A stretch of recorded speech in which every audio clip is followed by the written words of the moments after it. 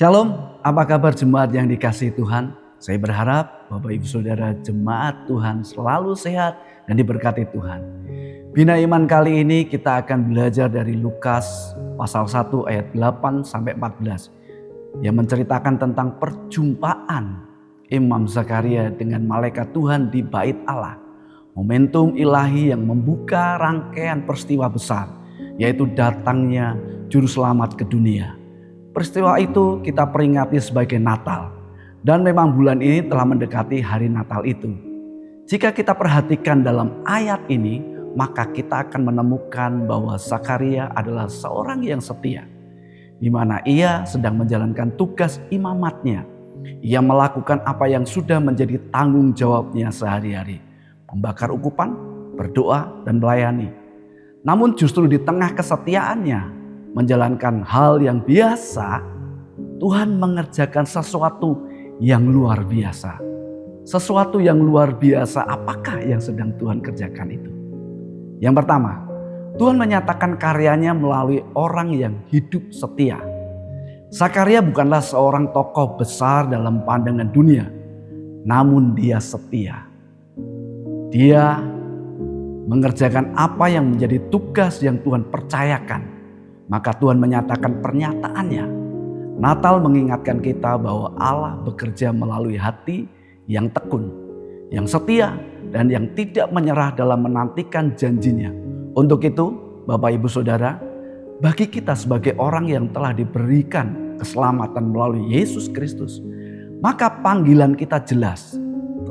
Tetaplah setia dalam firman Tuhan dan pelayanan yang Tuhan percayakan. Sebab melalui kesetiaan itulah Tuhan membentuk dan menumbuhkan hidup kita. Yang kedua, Allah mengenapi doa tepat pada waktunya. Ketika malaikat berkata, "Jangan takut hai Zakaria, sebab doamu telah dikabulkan." Hal itu memberikan suatu gambaran bahwa doa yang seolah-olah tidak mungkin lagi dijawab, doa untuk keturunan, ternyata didengar oleh Allah. Dan bukan hanya itu, doa itu menjadi bagian penting dari rencana besar kelahiran Yesus. Sebab Yohanes Pembaptis akan mempersiapkan jalan bagi Mesias. Kebenaran Natal mengajarkan bahwa Allah tidak pernah lupa pada doa umatnya.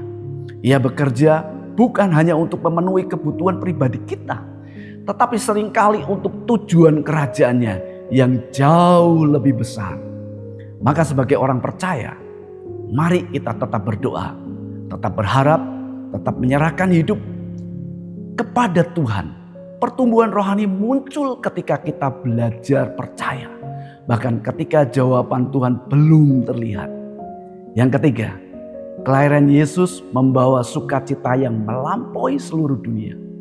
Kata malaikat, "Engkau akan bersukacita dan bergembira." Bahkan banyak orang akan bersukacita atas kelahirannya. Sukacita ini bukan sekedar bagi Zakaria dan Elizabeth, tetapi bagi banyak orang dan akhirnya bagi seluruh dunia melalui kelahiran Yesus Kristus. Natal bukan hanya perayaan tahunan, tetapi mengingatkan bahwa kedatangan Yesus membawa sukacita, keselamatan yang terus mengubahkan hidup setiap orang percaya.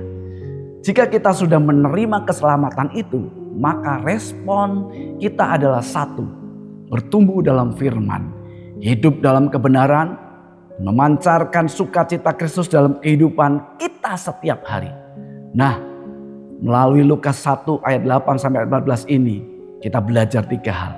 Yaitu yang pertama, kesetiaan membuka jalan bagi pekerjaan Allah.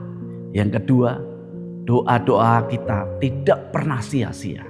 Yang ketiga, Natal membawa sukacita yang memampukan kita bertumbuh dalam Tuhan.